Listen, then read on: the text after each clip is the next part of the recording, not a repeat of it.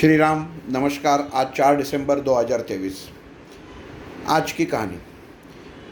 ज़िंदगी में कभी कभी अध्यात्म के मार्ग पे चलते चलते हम लोग चाहते हैं कि कोई अपना यही मार्ग पे चले, उसका अनुकरण करे, लेकिन हम लोग असफल हो जाते हैं तो उसका गुस्सा नहीं करना चाहिए।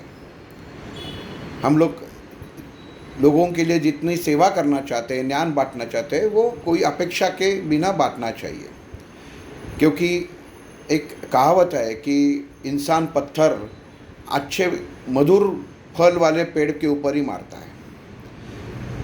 तो दोस्तों, आज की कहानी शुरू करता हूँ।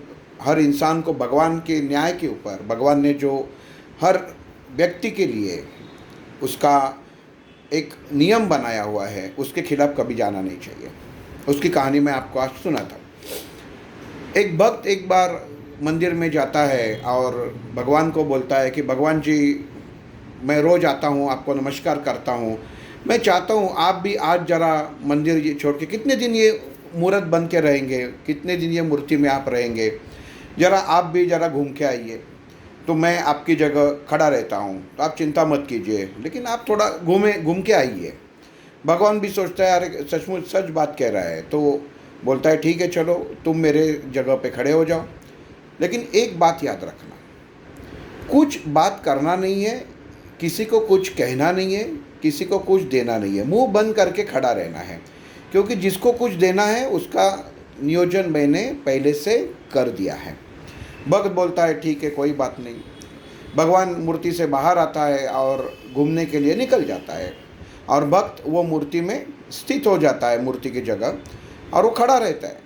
जैसे जैसे लोग दर्शन के लिए आते रहते हैं तो वो देखता है कि एक व्यापारी दर्शन के लिए आया, और नमस्कार करने के बाद उसके जेब से उसका बटुआ गिर गया, और वहाँ ही नीचे बटुआ गिर गया और वो चला गया, उसके ध्यान में नहीं आया।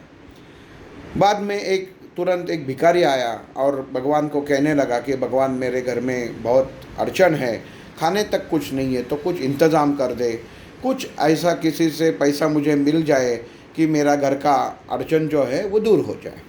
जैसे ही भिखारी भगवान को नमस्कार करके घूमता है और देखता है कि नीचे बटुआ पड़ा हुआ है, बटुआ देखता है, बटुआ में पैसा मिलता है, वो खुश हो जाता है। वापस घूम के भगवान को बोलता है कि भगवान, तुमने मेरी सुन ली, मैं तुम्हारे बहुत शुक्रगुजार हूँ, और वो चला जाता है।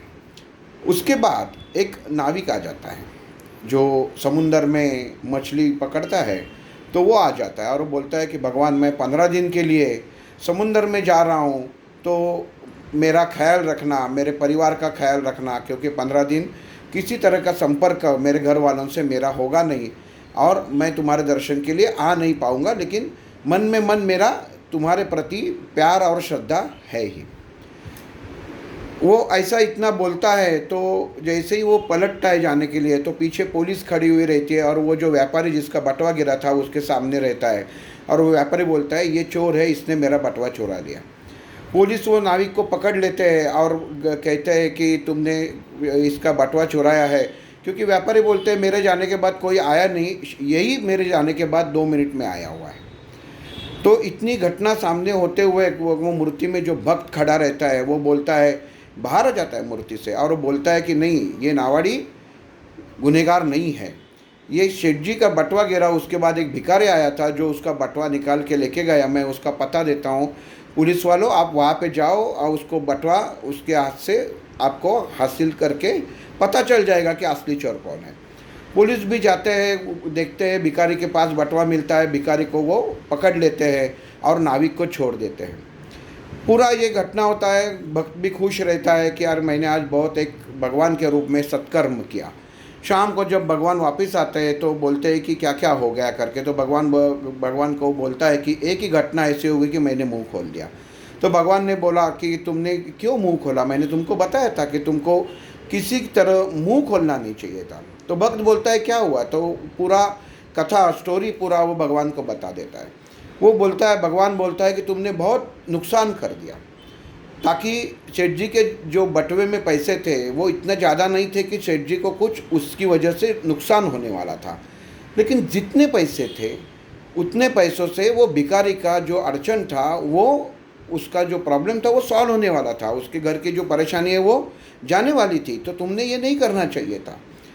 तो भक्त बोलता है लेकिन वो नावाडी के ऊपर वो उसका बोलते हैं कि नावाडी चोर है, तो मुझे सही नहीं लगा। तो भगवान बोलता है तुमको कुछ ज़रूरत नहीं थी।